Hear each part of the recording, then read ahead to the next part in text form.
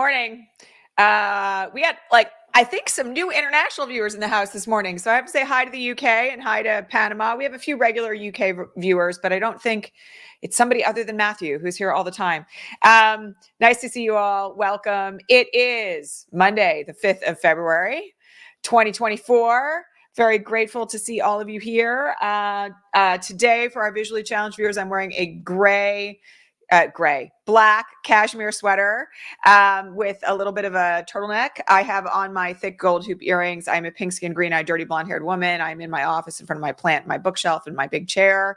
And Costa Rica, hello. And I am coming to you, as always, from occupied Tongva territory here in a very wet Southern California. For those of you who are wondering, yes, the rain is pouring here. I am south of Los Angeles just by a little bit, not by a lot. So we have not actually gotten dumped on in the same way that certain parts of LA and Santa Barbara and the Central Valley and even the Bay Area did yesterday. So we're actually supposed to get the worst of it today, tomorrow, and Tuesday. But so far, so good. It's just gray and very, very, very rainy. One of my kids is still positive for COVID. We're on day 7 of that now, which for that kid, which kind of stinks. But we're managing. So thanks to all of you for your tolerance with our little break last week while I was recovering and everybody in my house had it. All right. So it's actually a very big week this week in the context of legal developments for Donald Trump. And one of the things that I want everybody to be aware of is that we talked yesterday for our Patreon only subscribers on Sunday Coffee Hour about the way in which so many of us right now are sucked back into this doom spiral related to what's happening with Trump or not happening with Trump and why. So I want to get to the legal news first, but then we're going to talk a little bit about all this kind of the sky is falling stuff that I'm seeing right now, not just in our Patreon community, which is usually a fairly optimistic and upbeat community, but also even here on the feed this morning, there's some of you who are it's all awful. And, part of my job here is to give you quality, truthful information so that it's not as awful as you think it is. That's the message of this morning. It's not as awful as you think it is. All right. So we have the upcoming oral argument in front of the Supreme Court on Thursday morning. The audio will be streamed live on the Supreme Court's website. We also now know that pretty much every major news channel is going to be streaming it live as well. Audio only. There are no televisions allowed inside the Supreme Court. This is the oral argument on the issue of whether or not Trump should be allowed to remain on the Colorado ballot under the 14th Amendment.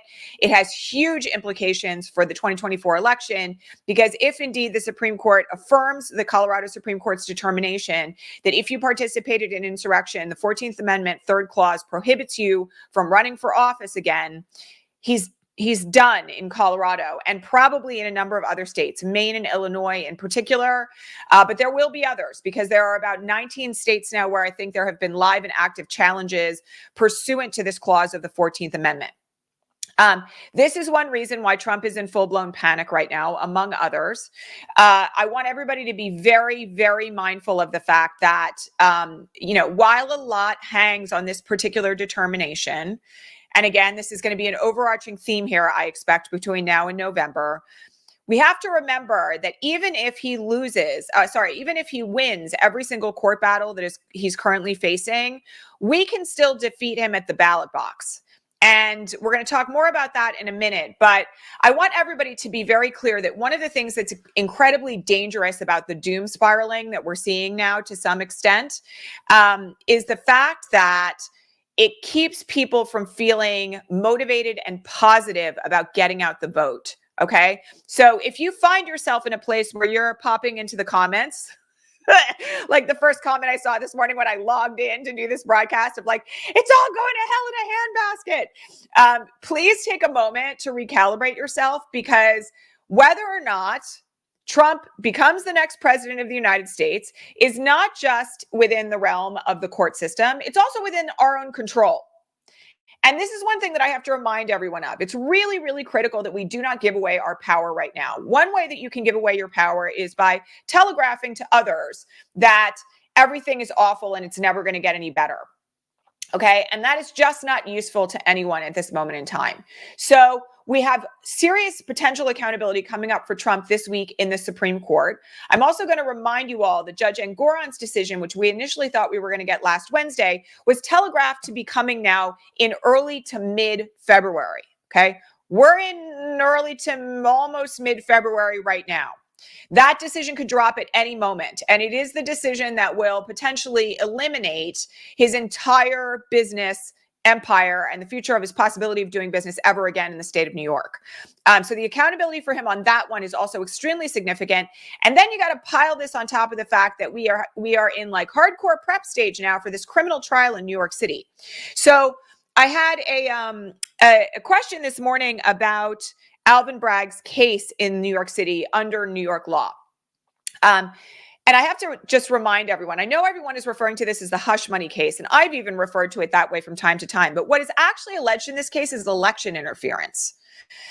Basically, the allegations that are being alleged under criminal law is that Trump paid off Stormy Daniels and a Playboy playmate with whom he had a 6-month affair in the weeks before the 2016 election so that that information would not become public and therefore damage his ability to be elected in 2016. It is an election interference case, okay?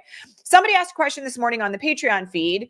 And reminder, I'll take the banner down, but you can join us over on Patreon for as little as $2 a month if you want to ask me questions in advance of the broadcast. Subscriptions go all the way up to 100, but it helps to support this work financially and feed me and my kids and our team and everybody else. Think of it like NPR. Donate money if you've got it. Makes a really big difference to what we do here. Okay. One of the things that I want to remind everyone of is that, again, this is an election interference case. This is not some just like scandalous case involving the National Enquirer and Trump having sex with a porn star. It's not that. This is a case about election interference. It is literally about whether or not the payoff of Stormy Daniels and this Playboy playmate interfered in the 2016 election.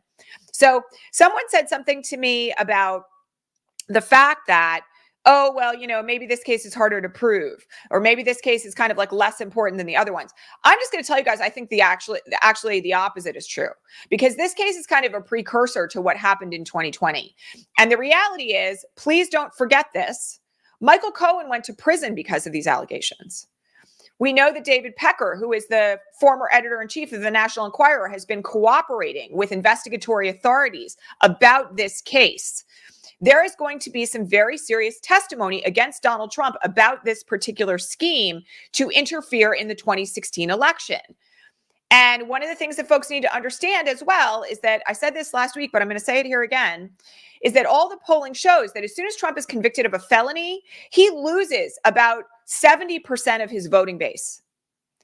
So one of the things that people need to understand is a criminal conviction is a criminal conviction, and there's still going to be jail time attached to this. Of course, like, litigation is unpredictable. I have to say this every time, but this is not a case where like the stakes are low for him.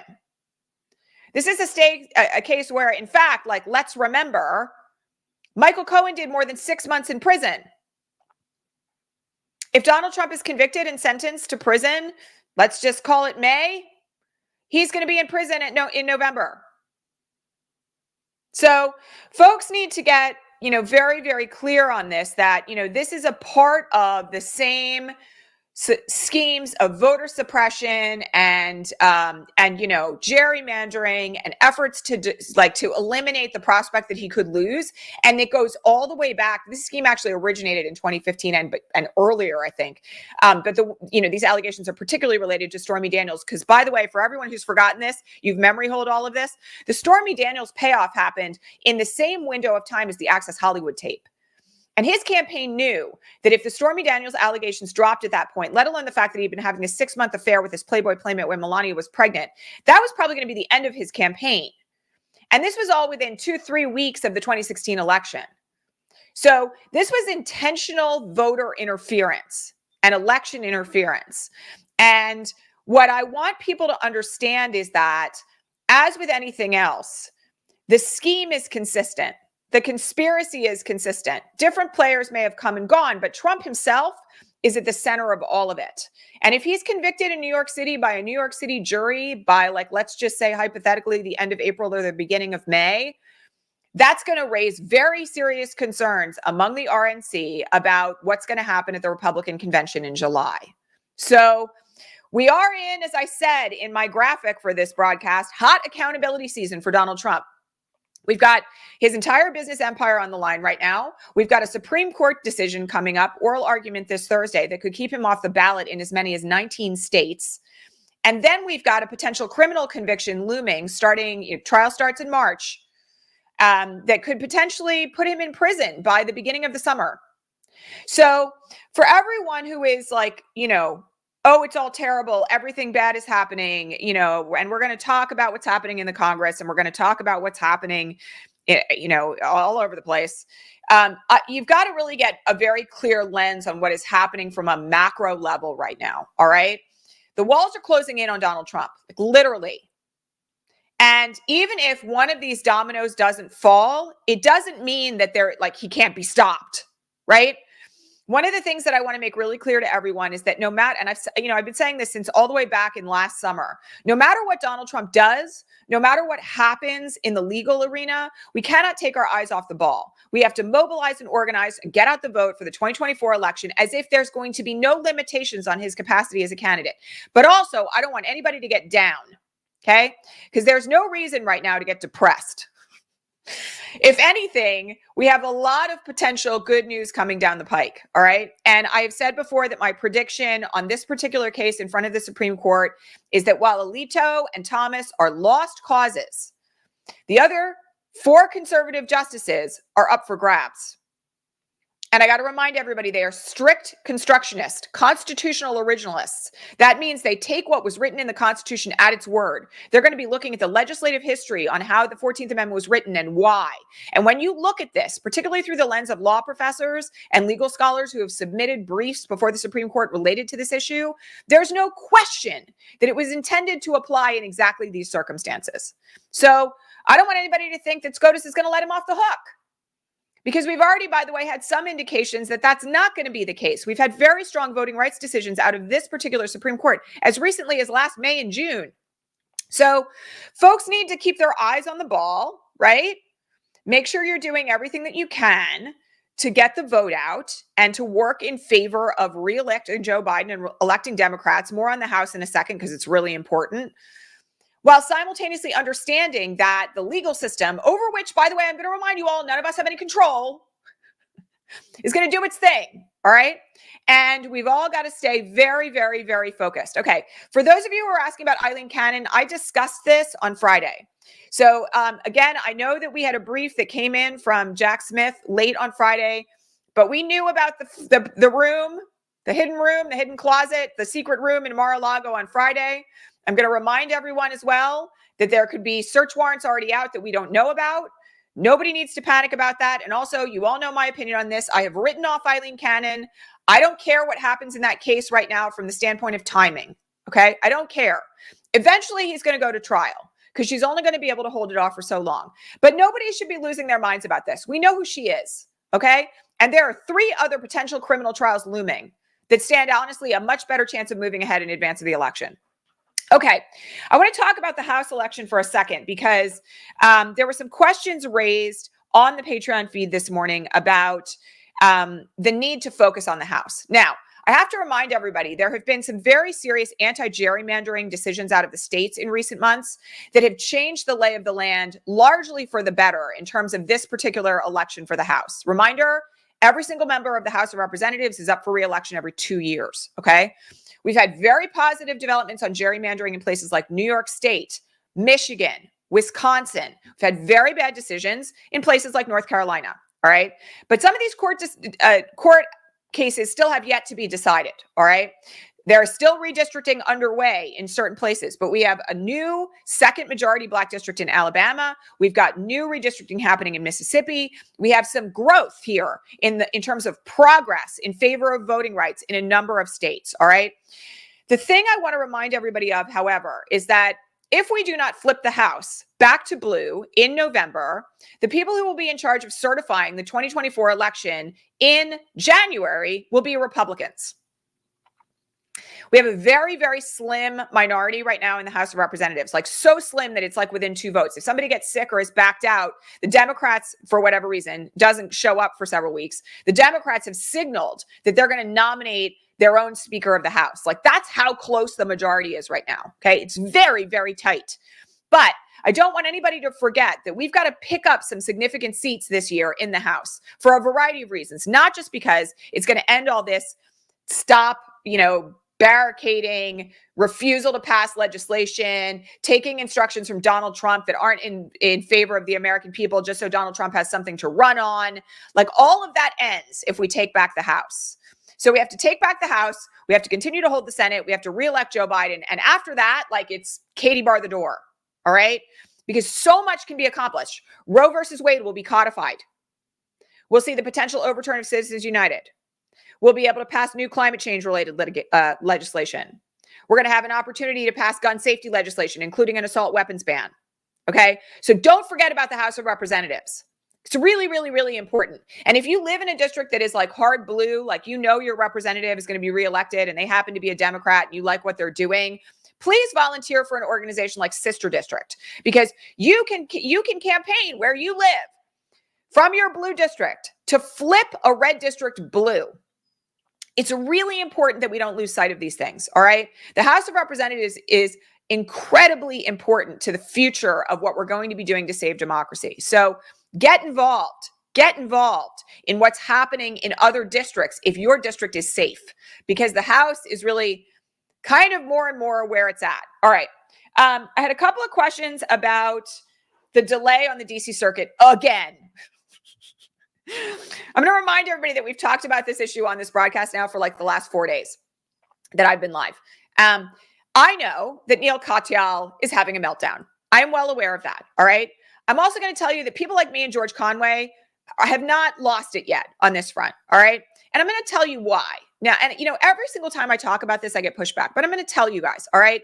I litigated a case in the DC District Court that went up to the DC Circuit Court of Appeals and eventually went to the Supreme Court on a writ of certiorari. It took, by my best recollection, somewhere between 6 and 9 months from the time that we had oral argument in front of the DC Circuit to the point where they issued an opinion. There was an incredibly rapid briefing schedule issued here in front of the DC Circuit. My count, by the way, has been off because tomorrow is 30 days. It's literally a month from when we had oral argument in front of the DC Circuit. 14 days to 30 days is not huge. Okay. And I know we all thought it was going to be a decision in 4 days. I thought it was going to be a decision in 4 days. But I'm also just going to tell you all that from where I sit, this is not a huge delay. And, I have to remind you all that I don't think Donald Trump is going to take 90 days to file a writ of certiorari in front of the Supreme Court because his narcissism is not going to allow him to do that if he loses. Also, the issue of presidential immunity has implications for other ongoing cases. So one of the things that I think people need to kind of wrap their heads around is that he can still go to trial for January 6th, like this summer. And it would not surprise me one bit if that's what happens. So, the fact that Neil is upset, I respect Neil. He was an incredible Solicitor General. He's obviously very wise. He's argued an enormous number of cases in front of the Supreme Court. Please don't get me wrong. And I understand why Andrew Weissman, who served on Robert Mueller's investigative team and was a part of the prosecution of people like Paul Manafort, is worried. Okay. But I'm just going to tell you that right now I'm not panicking. And honestly, I am not, I don't know why. This was a big part of what we talked about yesterday on the Patreon subscribers only coffee hour. I don't know why, but I'm also not going to sit here and speculate about it. I think at this point, we're going to see what happens and it's going to develop. And I'm just going to tell you all also, he's still going to be tried in March in New York City. So people need to breathe. They need to breathe. And I'm going to remind you all also, the great legal minds can differ on a lot of different things. No one actually knows what's happening at the DC Circuit. Not even Neil Katyal. Not even Andrew Weissman. Not even like George. Not even me. Nobody knows what's happening behind the scenes there because it's all private and secret. That's the way it works. Okay. But there's also a reason to take a moment to just pause and understand that in the large scheme of things, this case is moving very quickly in the DC Circuit. And people always say to me, was your case like a case of this much significance? It was a case that the Bush administration intervened on because it had such significant implications for international relations. It was a case involving the largest unremedied human rights violation against women in human history. Okay. It was a very significant case. And it still took them 9 months to decide it. And it had a lot of urgency attached to it because it was against the nation of Japan. And they were really, really, really upset that the case had been brought. So for people who understand, the scope of where we are, and this is one of the reasons why I'm here, I want you to all to kind of like take a breath. All right. If we have to wait another week, even if we have to wait another 2 weeks, it's not going to kill us. It's not going to prevent Trump from being tried in 2024, period. All right. So everybody needs to just like take a moment and like, pause. All right. I was asked to explain superseding indictments very briefly, which we have talked about here before. For folks who don't know what this means, because we do have a bunch of new viewers here, I want to explain that once an indictment is filed and signed by a grand jury, that's not necessarily the end of the game in advance of trial. If an investigation is ongoing and new crimes are discovered, superseding indictments can be filed. What does that mean? It means a new set of indictments that encompass the old set of indictments and new crimes. All right. So let's just say hypothetically here, let's take the example of the hidden room at Mar-a-Lago. All right. And there's evidence now because we know there's another anonymous cooperating witness that Trump ordered documents that he didn't want to lose track of, including, let's just say hypothetically, very top secret documents about Iran that he happened to spew Israeli intelligence about in an interview with Maria Bartiromo over this weekend. Let's just say hypothetically he kept those documents and he ordered them to be moved into this hidden room. Okay. That's a new crime that Jack Smith's team and the FBI would not have known about until now. Can they go before a grand jury and present a new set of indictments that includes that evidence with new crimes attached to it? Absolutely. Will that superseding indictment then be the one that controls the trial? Yes. So that's how it works, and again, until somebody is tried, and again, you can be indicted later for other crimes as long as the statute of limitations hasn't run. So this is the other thing that people really need to understand here, that there isn't an end to this. And Jack Smith's investigation is ongoing. We know this. We know this. We know that he is continuing to investigate allegations related to January 6th. He's continuing to investigate allegations related to classified documents. None of this is over. So again, folks need to take a breath. Now, to answer Mimi's question about whether or not this would mean a different Florida judge, no, it would not. Because a superseding indictment would be filed in the same case under the same docket number, and it would still be in front of Eileen Cannon. Okay? If a new case was filed that maybe involved Donald Trump and a different defendant on a different set of allegations, then the wheel would be spun in the clerk's office and it might go to a different judge. But also there could be a motion filed to consolidate that case with the current case. So there's a lot of ways it could go. And, frankly, I'm just going to say it again. I've said it in this broadcast already.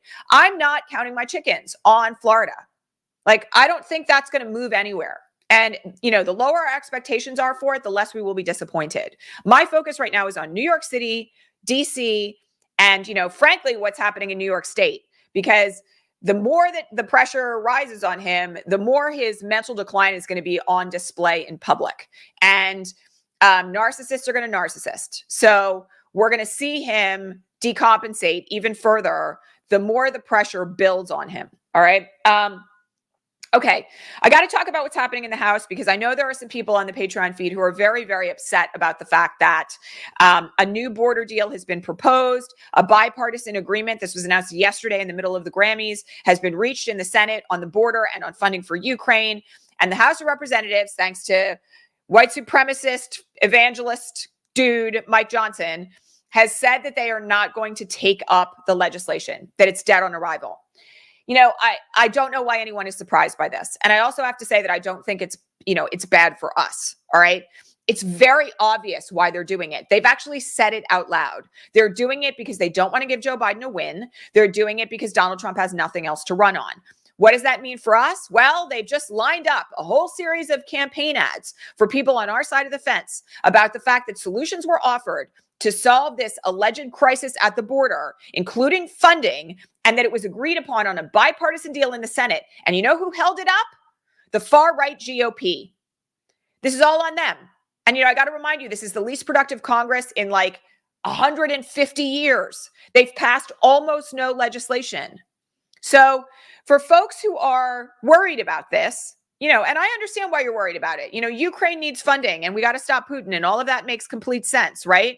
At the same time, please understand that the lens through which this should be messaged is about the fact that it is the fault of the GOP. It is their fault, not anybody else's. And they're doing it for very craven political reasons because they're taking instructions from Donald Trump.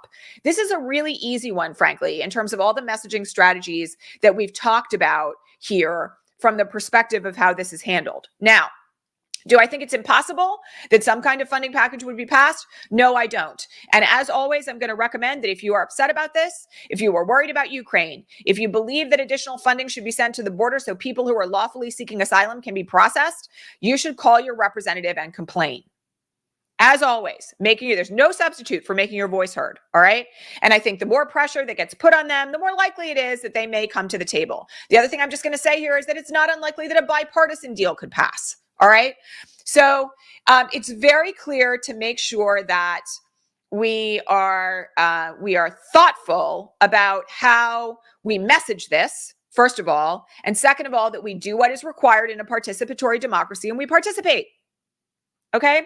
I'm also just going to tell you all, I'm not, I don't think this House is going to do anything really substantive of any kind until after November, until the new House is sworn in January. So again, this is a place to kind of temper your expectations. And yes, I know that the circumstances are grave. And yes, I know that it's like appalling to leave Ukraine out there under threat from Vladimir Putin, because the next thing that's going to happen is he's going to attack Europe.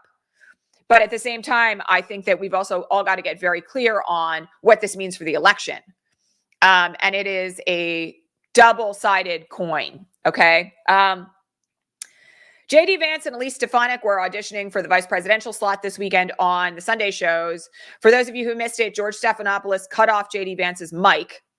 I wish he had platformed him in the first place, but I'm glad that at least now some journalists are seeing the advantage of not allowing them to spew anti-democratic talking points. However, both Vance and Stefanik said that they would not certify election results that they disagreed with. So I just have to point this out. I know I've already made this point on this broadcast, but it's very, very, very important that you keep your eyes on the House and that you make an effort to get out the vote and that we take back the House of Representatives, all right? Because they're saying that they're insurrectionists, even still. They were insurrectionists the first time and nothing has changed, all right? So very critical at this point to be clear on what's going on. Okay, I just have to point out, I know we have a number of new viewers here, but I'm just going to say something, okay? The idea that if Trump was locked up, none of this would be happening is false. And one of the things that I have pointed out from the very beginning, since, Biden won in 2020, is that one of the things that's particularly dangerous about the rising fascist movement in this country is that they've got people lined up and waiting in the wings. And so one of the things that we need to be very thoughtful about here is that Nikki Haley's policies are just as bad as Donald Trump's. And they're going to go all in on Nikki Haley if Trump ends up in prison. And it's not like she doesn't believe in a nationwide abortion ban or concentration camps at the border or rounding up Latinos who are or are not actually papered inside the United States. It's not going to matter to her, right? She's anti-climate change remediation. She's anti-gun control. So none of us can assume that any of this is going to shift dramatically if Trump is suddenly incarcerated. That's another reason why we all have to keep doing our part. And it will serve all of us much better to stay focused on doing the work. You'll feel better. Your community is going to feel better. You're going to be more optimistic to be around people who are in it with you. And nobody's seriously, we have to cut the pessimism and just do the work. I'm really serious about it at this point. All right. I was asked to talk about the Grammys for 5 seconds. So that's where we're going to end today, because I just have to say that it was a national catharsis last night. That is my sense about it. I want everybody to think really clearly about where we've been. And I thank you to everybody who said thank me for live threading it.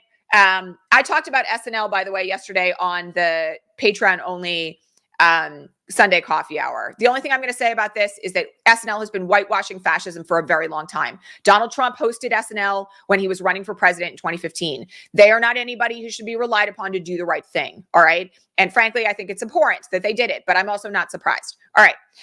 Grammys. So one of the things that I want people to be mindful of is that, we really all need moments right now where we come together in a community way and we have moments of emotional release. One of the things that I've talked about since the onset of the COVID pandemic is that we've never had any form of national grieving for the more than 1.2 million Americans who have died. Okay. I know people who lost all of their parents, both their parents and their in-laws in the space of 4 weeks. And we had no public grieving. We had no public emotional ceremonies or anything like that. And we've all been living through an incredibly traumatic window of time, truly, for a very, very, very long time in this country. One of the things that was remarkable about last night, and I think this is something that we've all got to think about, was that it was an incredibly multi-generational show that through the lens of what it can mean to really admire and respect Gen Z artists who are out there doing great, incredible work. Millennial artists, Gen X artists, and even boomers. I mean, my goodness, Joni Mitchell was incredible last night, right?